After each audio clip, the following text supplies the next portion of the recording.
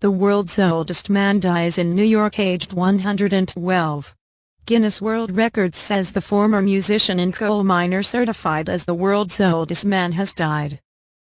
Celestino Sanchez Blasquez was 112. Guinness consultant Robert Young says Sanchez Blasquez died Friday at a nursing home in Grand Island, New York. Nicknamed Shorty, Sanchez Blasquez became the world's oldest man when Amen Kimur died in June at age 116. Sanchez Blasquez was born June 8, 1901, in the village of El Tellado de Bello, Spain. He moved to Cuba at 17, then to the United States in 1920, where he worked the coal mines of Lynch, Kentucky.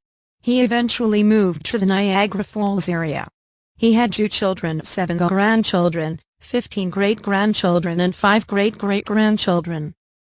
Sanchez Blasquez, nicknamed Shorty, said a daily intake of bananas and 6 anisine tablets contributed to his longevity. "I'm an old man and let's leave it at that," the self-taught musician, coal miner and gin rummy aficionado said in a statement to Guinness World Records in June. Sanchez Blasquez, a great-great-grandfather, said he was humbled by the attention, but he didn't feel he accomplished anything special just because he has lived longer than most. But Robert Young, senior gerontology consultant with Guinness World Records, said 90% of all supercentenarians are female and Celestino was the only male born in 1901 with proof of birth.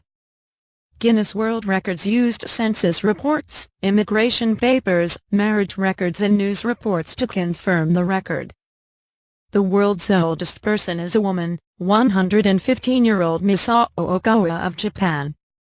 The oldest authenticated person was Jean-Louis Gaumond of France, who died at the age of 122 years and 164 days. Sanchez Blasquez was born on June 8, 1901, in village of El Tellado de Bello, Spain.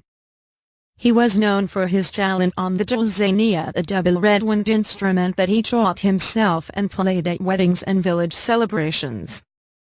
At 17, he moved with his older brother Pedro and a group of friends to Cuba, where they worked in the cane fields.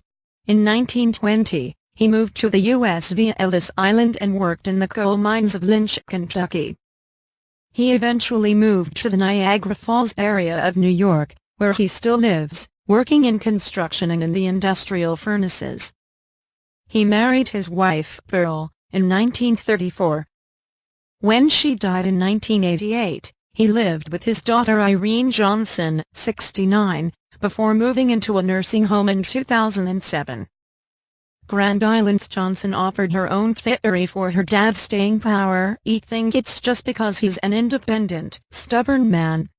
Sanchez Blasquez has a daughter, a 76-year-old son, John, 7 grandchildren, 15 great-grandchildren and 5 great-great-grandchildren.